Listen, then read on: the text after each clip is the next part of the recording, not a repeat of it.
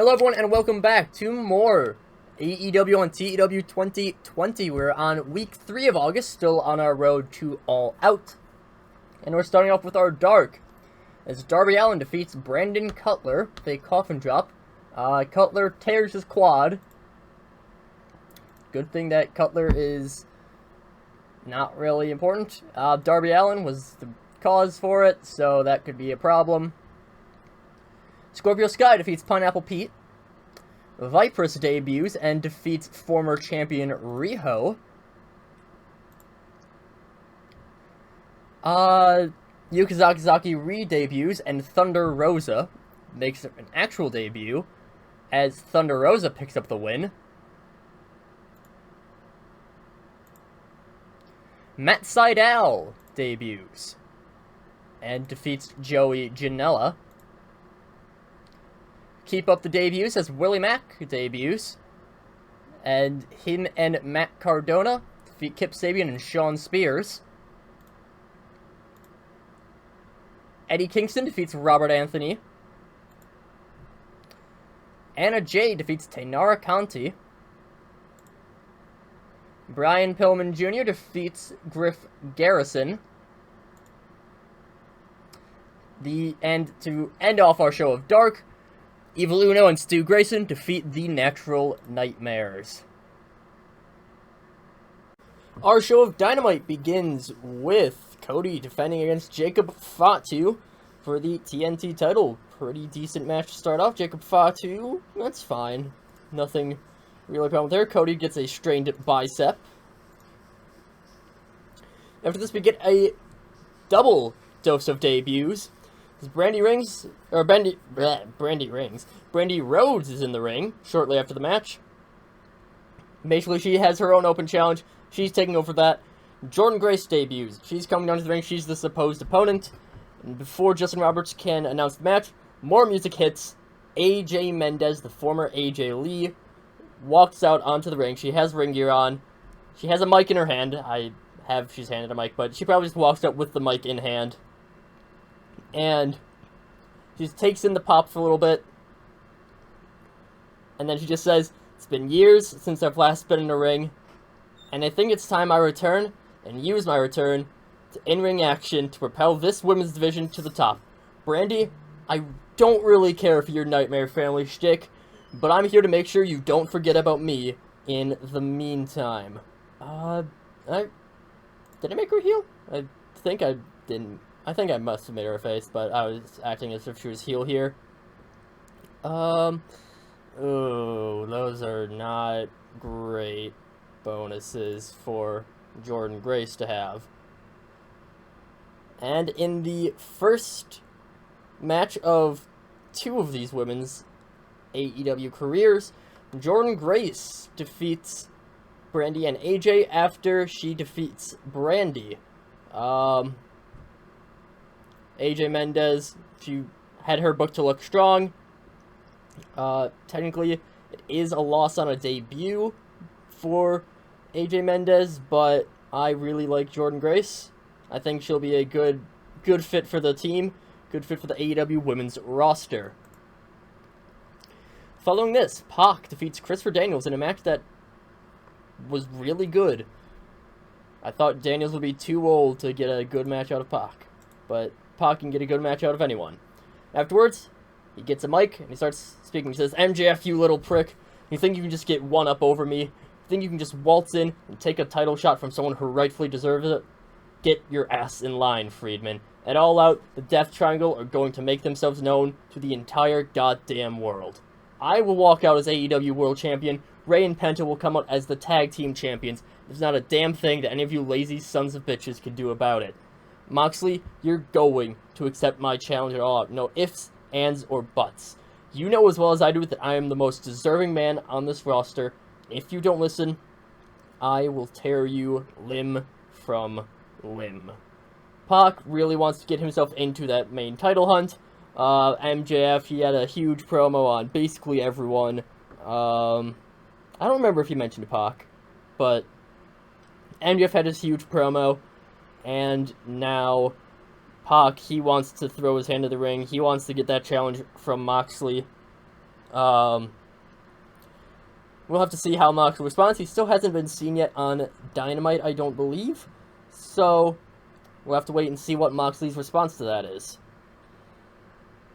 After this, Mayu Iwatani defeats Nyla Rose after Nyla gets disqualified for Rosemary attacking Mayu.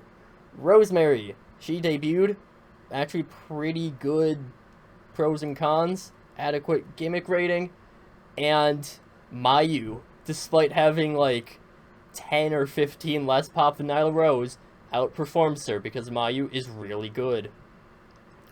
After that, Nyla is really upset with Rosemary having put a loss on her record, and she goes to attack Rosemary, but Rosemary just kind of dodges out of the way, maybe just like quick throws her out of the ring, and then just doesn't even go for it. She just stares at Mayu's title, which I'm guessing they probably, so I'm assuming Mayu, she comes out, she has her title, she has her I think it's World of Stardom Champion is their like main level title.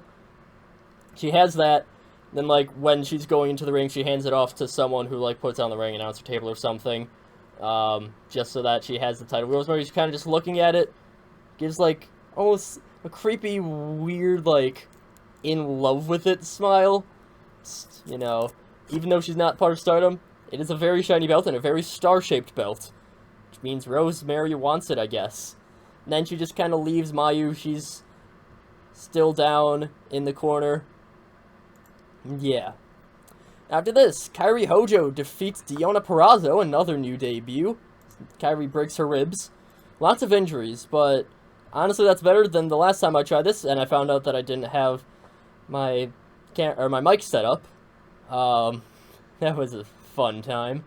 But we're actually getting injuries, so Deonna Purrazzo, not the best on her gimmick, but whatever.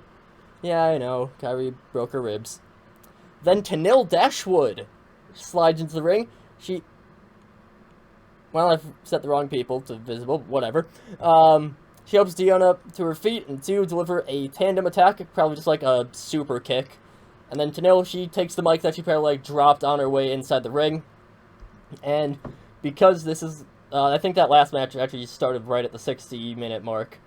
So Tenille says, "It's so nice of you to save the second hour of our show for this. The debuts of the VIP Club, the single most important people in all of AEW. Tenille Dashwood and Deonna Purrazzo. See, there aren't many tag teams of women going around here, so it's basically really just, there aren't many women paired up." Obviously, she'll word that better. Most of these, I assume, are like, except for like those MJF except for multi-part promos, most of these are just kind of like the spark notes of them. Like, it works as is with how I have it written, but like, I'm assuming that they're saying more to fill up that time. And anyways, it's basically inevitable that one of us will win the title from Shida eventually. Nyla Rose has no chance at All Out. I mean, she got weirded out by Rosemary. So after All Out, me and Deonna are going to hound Shida. We're going to use everything we can in order to get to the top. VIPs deserve the best treatment, Shida. Tenille, much better gimmick than Deonna, and she's kind of taking the lead with the VIPs Club, as their pending name is. Somehow I saw two Kurt Angles instead of Kurt and Dax. Kurt Angle is then seen backstage. He's being interviewed by Alex Marvez about their match in the main event of next week against the Lucha Bros. And Kurt says, "Those two Lucha guys, they're good. They're damn good. They're bound by blood.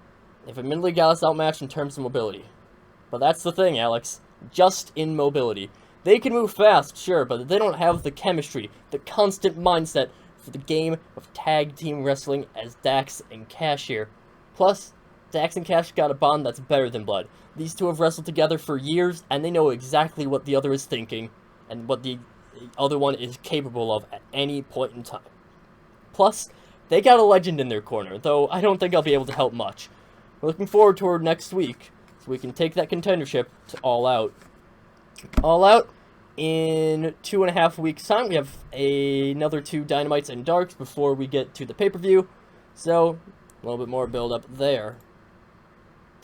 Miroslav then squashes Marco Stunt. Just really chucks him around a lot. That's what Marco Stunt's good at, getting chucked around. Chris Jericho, in his open challenge for entryship into the Inner Circle, defeats Ace Austin. Sammy Guevara defeats Matt Hardy, or actually, sorry, other way around. Matt Hardy defeats Sammy Guevara. And then in a little bit of a tune-up match for the 1.5 of the tag team champions, Kenny Omega defeats Jake Hager. 71. Okay. I did kind of stack the end of the card because I was worried that we would have a low rating because of how much women's stuff we did in that first hour. And the women's division is still pretty weak. We're definitely bolstering up the depth, and I am definitely using a decent bit of the lesser event AEW Live that I'm not going to be recording. That's just off-screen stuff. I'm using that to bolster the pop of some of the more unimportant women, just so that we can have a more well-rounded division instead of just having basically just Hikaru Shida and Nyla Rose. So adding more people in there. Mayu Iwatani, I'm a huge fan of Mayu, so she's, mark my words, I say this as the booker, she eventually will challenge for the title. I don't know who from, but she will at least challenge for the title. Will she win it? We'll have to find out how some chemistry things go, but that's fine for now. We'll be back for the next week of Dark and Dynamite.